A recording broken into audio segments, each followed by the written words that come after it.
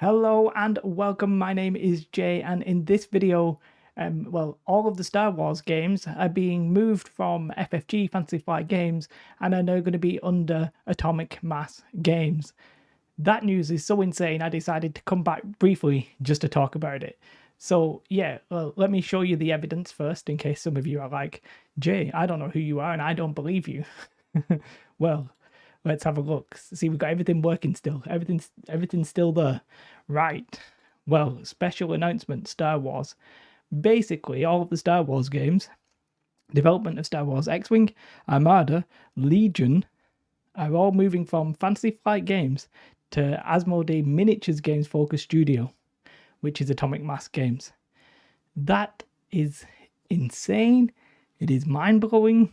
I am so weirdly shocked and a little bit happy about it, I think, because it's nice to, I think this is maybe a focus on the miniatures games. But yeah, that is that's an interesting one. It's such a big change. So key thing to note that some of the key members of the team will basically be moving from FFG to Atomic Mass Games and doing this studio. I mean, that is literally all of the news, right?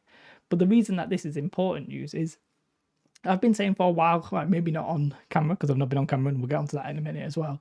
But I've been saying for a little while that the way that Atomic Mass Games does their marketing is sort of, let me just say, put it bluntly, it's been much better than Fantasy Flight Games, because the way that they tease out information on Twitters, on their stream and stuff like that, for the game Marvel Crisis Protocol, it's been very refreshing to see. I've not been that interested in Marvel Crisis Protocol, but the marketing on that was fantastic. Now, a lot of people were talking about production, because the production on with Atomic Masses games at Marvel Crisis Protocol, they've been pretty consistent with the releases. They did have a problem with X-Men. I think that maybe they got delayed. I've not really been following it. Don't hate me too much. But yeah, I think there's some positives to take out of this. In fact, I think they're almost all positives. Obviously, it's a bit of a shame if anybody FFG has to move and maybe they didn't want to. But for me, this is an indication from Asmodee that they want to take miniature games a bit more seriously. Instead of having FFG, who was sort of like jack of all trades, you know, they had X-Wing, Legion, and then all the card games, Keyforge, all that kind of stuff. Now they can focus on the like card games and board games, and the miniature games can go to Atomic Mass Games. They've proven themselves with Marvel Crisis Protocol. For me, Marvel Crisis Protocol, though, a bit expensive, so there are some possible worries in the future, like, you know, 2 guys in the UK is like 40 quid. I hope that's not the kind of pricing we see going forward. And I think immediately, in the very near future, nothing will change.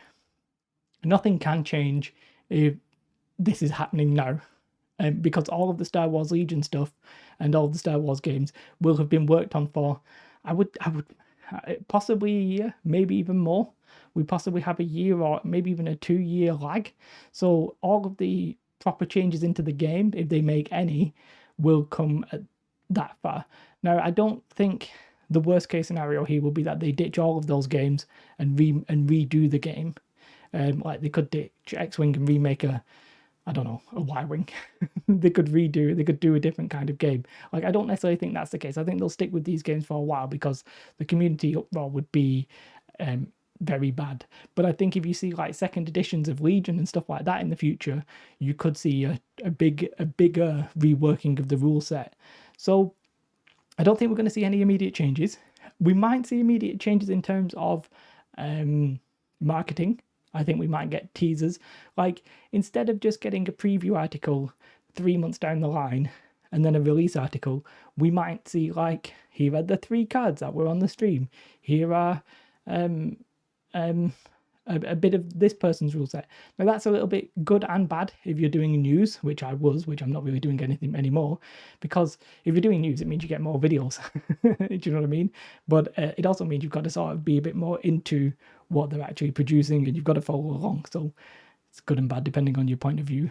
But for people who want to consume that, hopefully doing something like that means, you know, you can't play it on Tabletop Simulator 6 months before it comes out, you know, in some extreme examples. So I do think marketing probably an improvement. Rules wise, the people, I suspect probably not that many strong changes or anything like that. I wouldn't expect anything crazy there. And anything you will see, you'll see down the line. How they're going to do the manufacturing? People used to always tell me, hey, if you're one of these people, used to always tell me that Star Wars Legion was not affected by Marvel Crisis Protocol.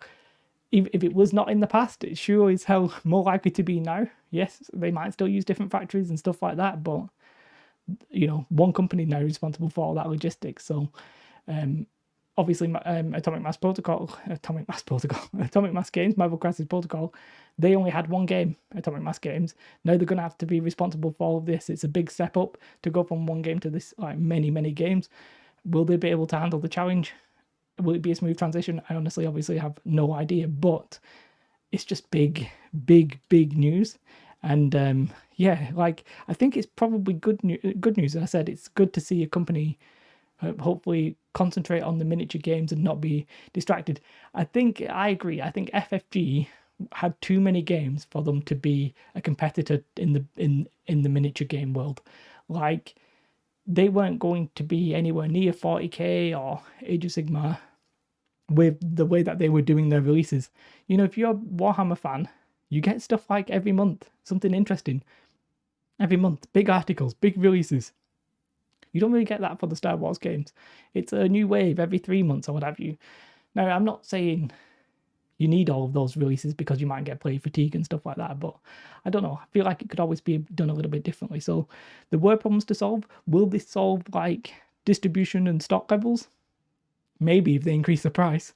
Like I did a little example, and I don't want to get it all on the screen, but basically the UK was getting a little bit shafted when it came to Marvel Crisis Protocol because there was two guys. I think they might have been from Black Panther.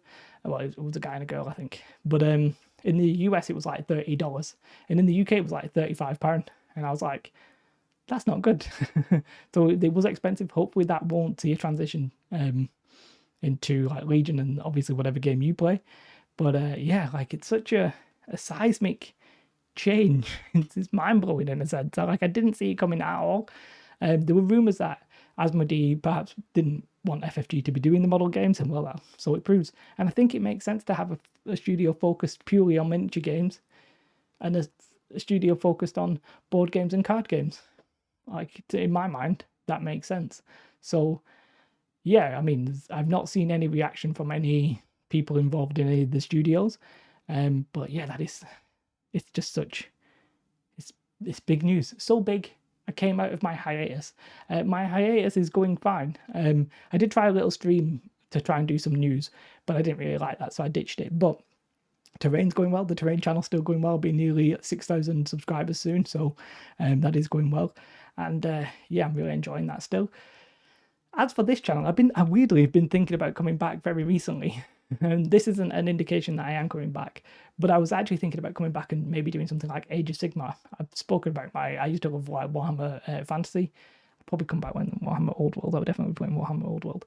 And like I probably will come back, but until we can play games, it's not really, I mean, there's not really much to talk about in that sense until we can actually get on the table, because I'm more of a gamer than anything else. But yeah, that's still a possibility. I might come on, do Age of Sigmar. If you don't like Age of Sigmar, don't follow that a bit.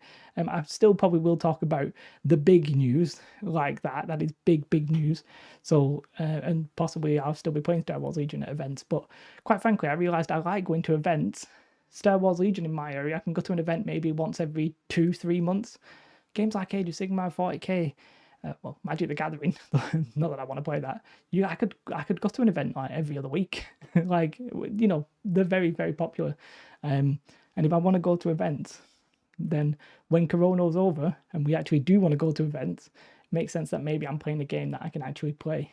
So obviously your area varies, so that's not necessarily a reason to play the game or not play a game. The stock level is always a frustration for me. So in Games Workshop don't really suffer that as much, but there you have it. Yeah, big. I'm still shocked. I'm almost lost for words. I'm always feeling like there should be something else I'm adding here, but it's just it's caught me by surprise. Like it caught me by surprise. I messaged Ellis and I was like, "What the flip is this news?" because I was just like, what is this? And me and Ellis had spoken about how like we really appreciated the way that Atomic Mass Games were going about the way they were doing things. So seeing this, it's not a slight on FFG, by the way. FFG are very like, you know, they had a lot of fingers in pies.